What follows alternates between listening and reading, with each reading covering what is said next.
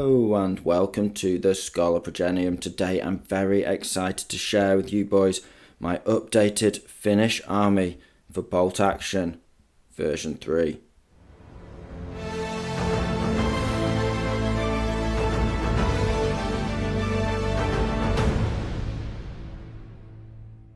So yes boys, today I thought I'd share with you my new and improved army for the Finns for version 3. Some of the ink's still drying on these models. I've got them straight on the table. I know we've got a lot of Finnish players out there who love seeing these guys on the tabletop, and I'm going to be getting these guys in a battle report filmed up for you guys. It's going to be up on Sunday and I cannot wait. So I thought I'd get them in a video for you guys right now. Long-time viewers of the channel know I love me some Finns, and heck, even if you're not a Finn player yourself, you might be by the end of this video, but who doesn't love a good old list perusal as it is? So sure we'll all have a bit of fun here today. Now, one very cool thing to mention before we get stuck into the meat and potatoes of the video is that last night I actually headed down to a top secret wargaming facility in the northwest of England to play a game against one of the playtesters for version 3 Bolt Action. He's also the head TO at World Open War, the big tournament going on this weekend, Gary Betts. Now he's kind enough to show me the ropes, and believe me, I really learned a thing or two just looking at his list. Open my eyes to what can be done in version 3. So make sure you subscribe, because I'm going to be putting that video up next Wednesday, and it's something you really do not want to miss out on. So one of the things that I love most about version 3 Bolt Action is, of course, the army lists that I'm writing, the armies that I'm facing. There's just so much variety, so many cool options and combinations to be discovered out there. And that is never more true than with the Finns, because I feel personally this is just the most thematic Finnish list I could envisage. It's all infantry and man-portable support weapons, just skirmishing through the deep, dark forests of Finland, ambushing those communists and just getting the job done for the homeland. So yeah, as I've said, there's no vehicles really in this. I've got a couple of cars. They may well go. You'll have to let me know what you guys think, or I'm certainly going to get them replaced with some dog sleds if I or some reindeer teams if I do keep them in the list. Now, it's a very straightforward army list. I'll dive in right away. It's just 2 simple platoons, but it's 19 dice at the moment and 1,249 points, so I have 1 point spare, and I am open to suggestions. This is by no means set in stone. This is the benchmark, the starting point of my adventures in version 3 with the Finns, but you know, I'm really liking the way this army looks. So we've got 19 dice, we've got 1249 points. Let's have a look what we've spent it all on. Well, in the rifle platoon, leading the force, we have a veteran platoon commander with 2 friends. He's going to be potentially in the open here and there. He's going to need a couple of ablative wounds, just moving with these sissy infantry, keeping them rocking the ambushes and so on and so forth. Now, of course, at the front of them, I've got a veteran Finnish sniper, more powerful than ever now. He can hit on a 2 up from ambush. He gets +1 to wound. He was already lethal. That's just what he needed to make him incredibly dangerous. Now we've got 4 simple squads of 8 veteran sissy fighters. Now I've always taken tough fighters with these guys in version 2. But if this gives you a sense of where I think the lay of the land is in version 3, I've not got tough fighter on these boys. Now that they don't suffer a penalty for being over half range with those rifles, my ability to advance into ambush, I'm going to be skirmishing around with these guys. I'm only going to get near the enemy when I need to take an objective. They're veterans, so they should be able to defend themselves in combat, but I'm not going to be seeking out any charges with these boys. I'm just going to be skirmishing around lethally with that advance into ambush, and then +1 to hit with the Finnish rifles from ambush means these guys will be hitting on 3s if they're not pinned. So I think they're going to be really, really effective, and I don't think I'm going to have to get up close and personal like I would have done in version 2 to make that work. Now we've also got a couple of cars in this platoon. Now they're not used by the officer and sniper for which they're taken, but they've just been taken in this format for list legality reasons. So overall with this rifle platoon, I think it should be an effective, solid block of infantry. I can spread them out as I need because they're quite manoeuvrable. With that advance into ambush, they can really put out the effective fire, and if I get a hole in my lines or one unit gets isolated or the opponent pushes somewhere unexpected, I found from version 2 that these guys are just really able to reposition and skirmish effectively, and I don't see why that won't be the case in version 3. But on top of that, their rifle fire is going to be more effective, I imagine, and even better at picking off those small units. The thing about the Finns that I love is that they're never out. They may be down, but they're never out. You can just really squirm your way to victory, it has to be said. You'll get a squad of veterans knocked down to sort of 3 guys, but leadership 11, they won't disappear. And then you'll get them on ambush, and then your opponent will be hopping a flame out of a transport or doing something with an officer just later on in the game, not even looking at them, and they'll pop off an ambush and kill that unit off. And I'm just really looking forward to these guys being able to really maximise those abilities with the help of some snap 2s from the platoon commander. Now, I haven't got a company commander in this list, and you guys know I'm a big fan of the company commander in version 3 so far, so he may well be added. I'm not fixed on the amount of MGs, I'm not fixed on the cars or anything like that, so there's tweaks that can be made. So a company commander snap doing these 4 squads of infantry into ambush, advance into ambush could be absolutely brutal, but again, it could be overcommitting. A good player will pin me up a little bit. But now I think the Finns are going to be more powerful than ever, because back in the day, if I went into ambush too soon, and my opponent, it's a very fine balance with the Finns. You've got to know when to hold them, know when to fold them. If you go into ambush too soon, your opponent will just pin up a unit and stack pins on it. And in version 2, that meant they could take you from hitting on 2s with your rifles all the way to hitting on 6s or whatever, just by stacking endless pins. But now there's only so much they can impact these guys. They're only going to suffer a maximum of -1 penalty for being pinned. So once these guys go onto ambush, even if you put a pin on them, even if you put multiple pins on them, they're still going to be hitting on 4s essentially all of the time if they've advanced into ambush. So I think they're going to be really, really strong. 4 squads of 8, I think it's going to be really, really tough to handle for my opponent. Very, very flexible force that can achieve a lot of different things, whatever I need, whatever the game, whatever the setup, so on and so forth. Moving swiftly on to the heavy weapons platoon. Now, it's very straightforward. This platoon is here to provide all of the support that I need across the army, whether it be anti-tank, suppressing artillery positions, hammering infantry as they come towards me, anything that I need. So let's have a look in a bit more detail. Well, leading the platoon, very straightforward. We have a regular platoon commander with a rifle, and his main job will probably be just given a snap 2 order to pop off 2 mortars at a time every turn.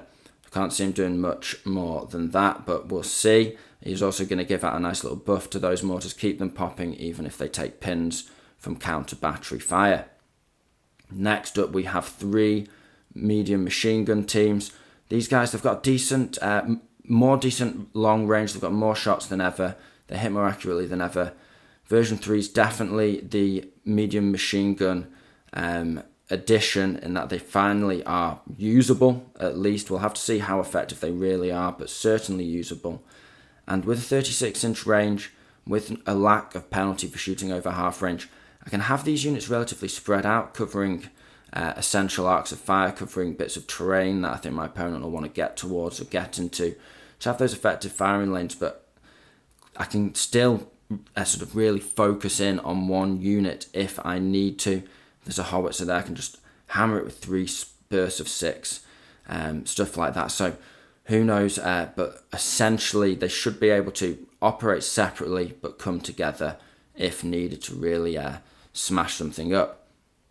Moving on and talking about smashing up positions, we have 4 regular medium mortars with 2 spotters amongst the bunch, and that's my only spotting ability. I've got no forward observers in this list, although we could try one out, because essentially it only cost me another 55 points if I got rid of those 2 spotters, had a forward observer.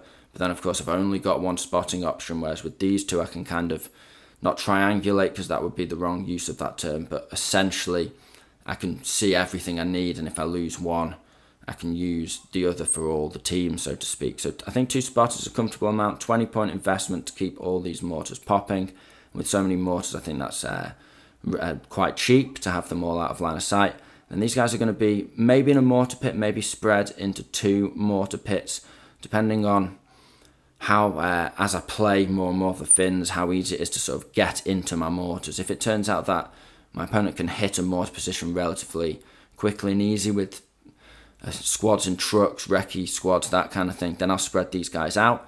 But to start off with, I'm certainly going to have them in a 4-strong pit behind a decent bit of line of sight blocking cover, and they're just going to be popping away. You know, if I roll 4 dice on 6s and get a little lucky, I'll get a hit at first burst.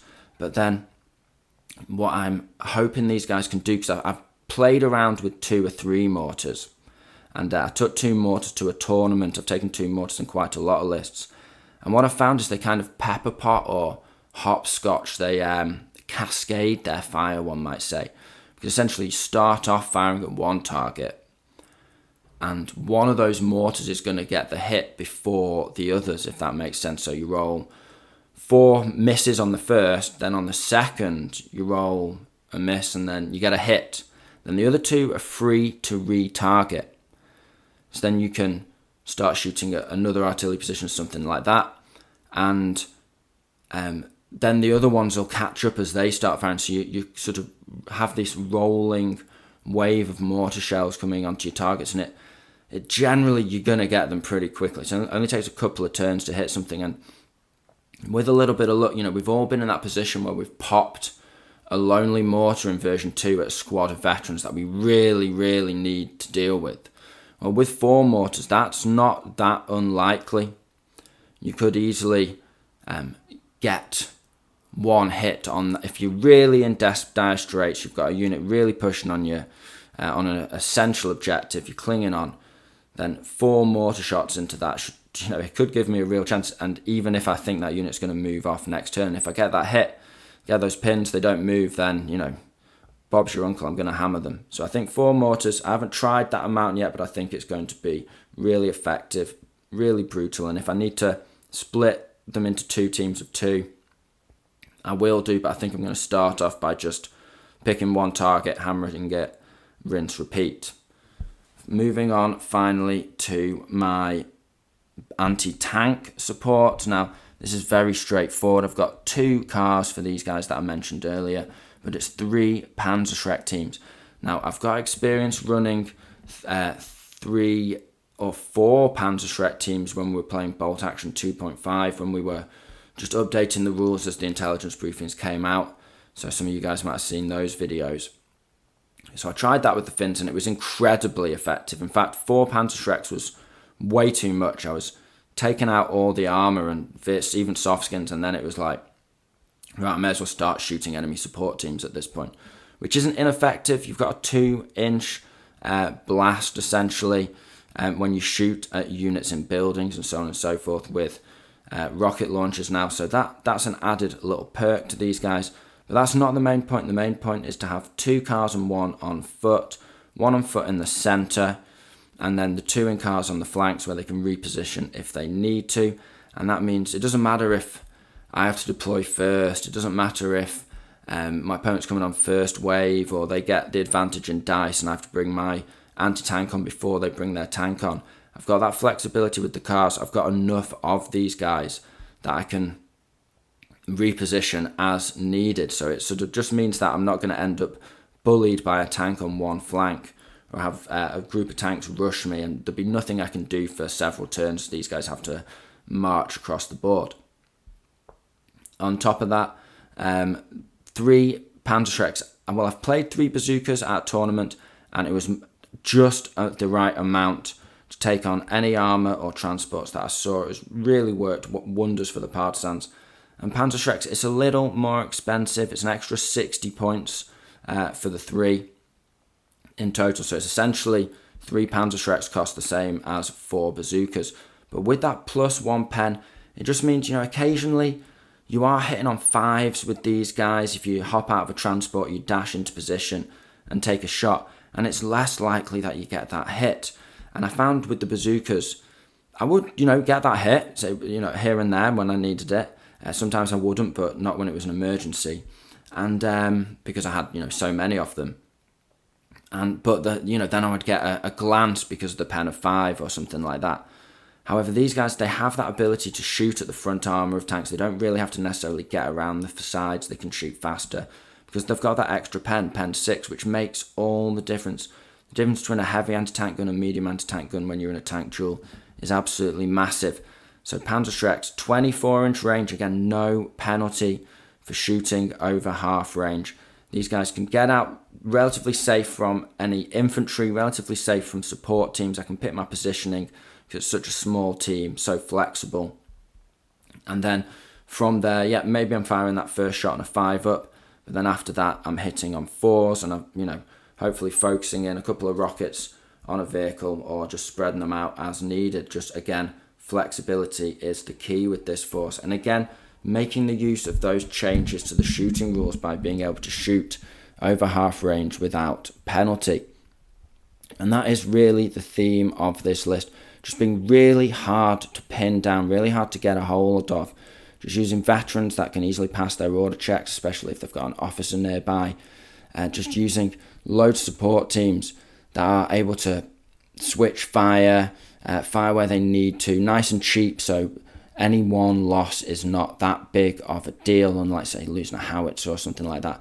Loads of units firing in support, and just loads of flexibility, so I can just do whatever I need to, no matter the mission. So one thing that you may be thinking, and something that I wanted to mention, is that this list is operating in many ways differently to a lot of the lists that I've been running on the channel in battle reports recently. I've got those 3 anti-tank weapon teams that I'm a fan of, but no SMGs in veterans and transports. It's all foot slogging. We've not got a company commander just smashing out those snap 2s.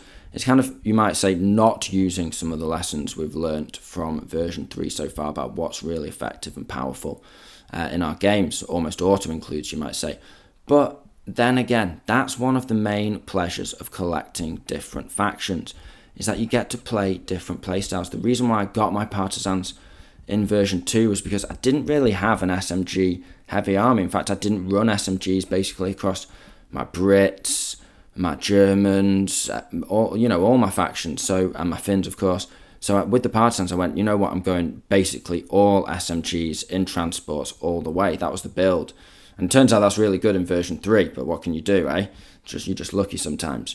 But with the Finns, I want them to be that rifle skirmishing army. And I think this, it's really cool. It lets me do some different stuff. And it's how the Finns should be in my mind.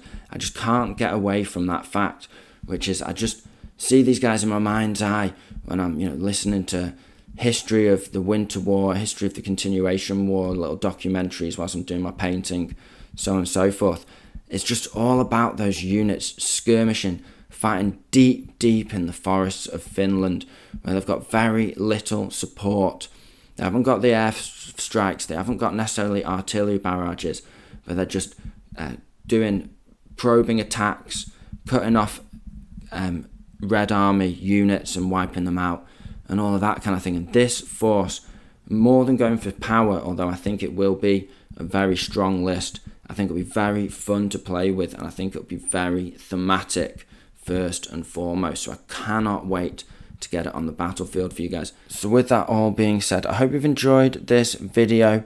Finn player or not, let me know what you think, what I should add, what I should tweak, what I should drop, so on and so forth. I'd be really interested to hear you guys' thoughts and advice, as always. Really appreciate anyone who takes the time to comment. And if you do like what we do here, make sure you hit that like and subscribe button. It really helps the channel out. And a big shout out to all of our members. We couldn't do this without you boys. So I hope you found this video interesting and entertaining.